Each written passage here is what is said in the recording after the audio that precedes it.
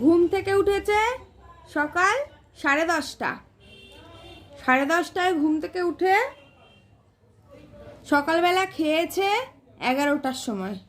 Breakfast করেছে ভাত আর পাতলা করে কুমড়ো দিয়ে গাজর দিয়ে মাছের ঝোল, ঠিক আছে, খেয়েছে। তারপরে স্নান করেছে 11:30টার সময়। এখন বাজে 12টা। এখন স্নান করে এসে বলে আমাকে গায়ে কাপড় দাও, আমাকে কাপড় দাও, কাপড় দাও। কাপড় দিয়ে প্রত্যেক দিন স্নান করে এমন মুড়ি দেবে। এই মুড়ি ফুড়ি দিয়ে ওর আবার ঘুম পেয়ে গেছে। এই এখন আবার ঘুমিয়ে পড়বে 12টার সময়।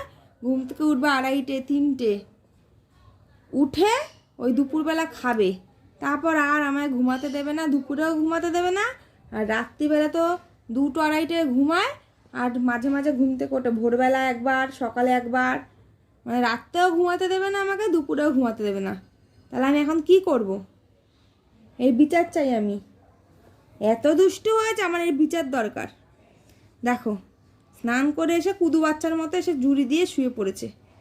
2 বছরের বাচ্চা কেউ বলবে? দেখো মা, এটা কি ঠিক হচ্ছে? বজে কেন রে তুই? প্রত্যেক দিন স্নান করে এসে এটা মুড়ি দেবে আর আমার আদর খাবে। ঘন্টার পর ঘন্টা যদি আমি আদর করি, ও চুপ করে এরকম শুয়ে থাকবে আর আদর খাবে। আর এই আদর খেতে খেতেই আবার ঘুমিয়ে পড়বে, তাই তো? এটা আমার আদরই তো, এটা আমার আদরই তো।